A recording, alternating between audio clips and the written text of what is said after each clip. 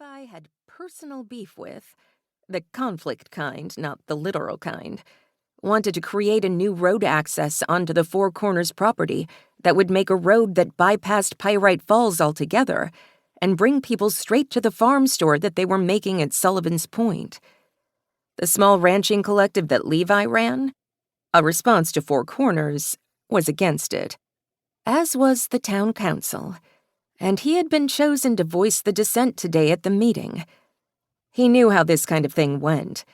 Typically, the Four Corners people did whatever they wanted to in isolation, but when they asked for outside community approval, they expected townsfolk to fall in line.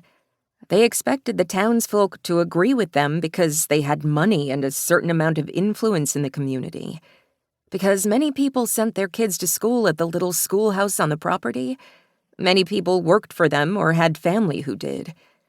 Levi stood apart, a rancher who wasn't afraid to go after them head on, because he already knew what a disaster it was to try to work with them, and he wouldn't be doing it again.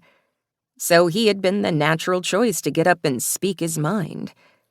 He didn't have his speech written down. He had it in his head, in his heart. He knew exactly what needed to be said, and he wasn't afraid to say it. They waded through the crowd, and he and his sister Camilla took their seats in the front row, on the far left. The Four Corners people were on the right. At the front were Denver, Landry, Justice, and Daughtry King. Then there were Wolf, Sawyer, and Elsie Garrett.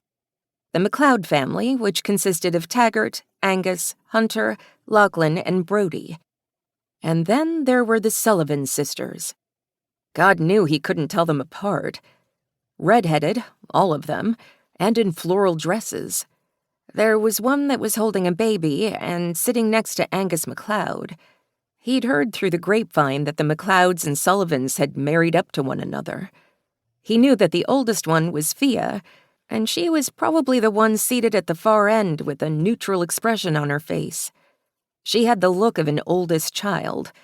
He should know. There was another staring off into space, twisting her hair around her finger. And there was a third, with her red hair tamed fiercely into braids, and very large glasses perched on the end of her nose.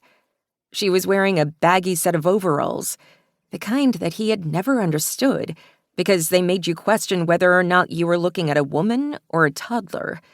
And she had a notebook on her lap. She was scribbling furiously on the pages and looking around the room, pushing her glasses up her nose before looking down again. She had sharp features, and she reminded him a bit of an ermine, and in turn reminded him a bit of her father. Brian Sullivan was a man that Levi wished he had never met. He had screwed Levi over every which way, and had dragged his name through the mud on top of it. It might have all happened 15 years ago, but he didn't care. It was as fresh for him now as it had been back then, when he'd fully realized just how much he'd been duped. It had been a shit show, and he was still recovering from it. He looked again at the one in the braids. He should probably know who they were. He had been to their house a time or two back in the day, but they'd all been little girls, and they bore no resemblance to the children he had known then.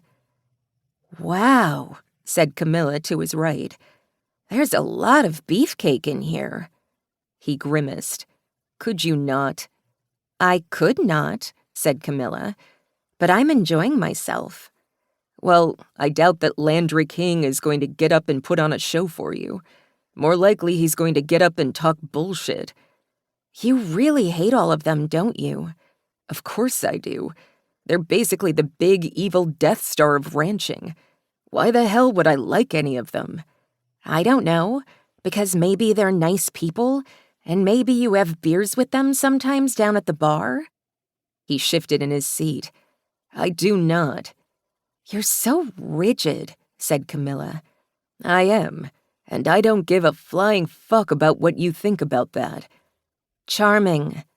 "I don't exist to charm you, Cam, whatever you might think." They took their seats, and it was Landry King who got up and gave an intro, presiding over the meeting and giving a rundown of the things that would be covered.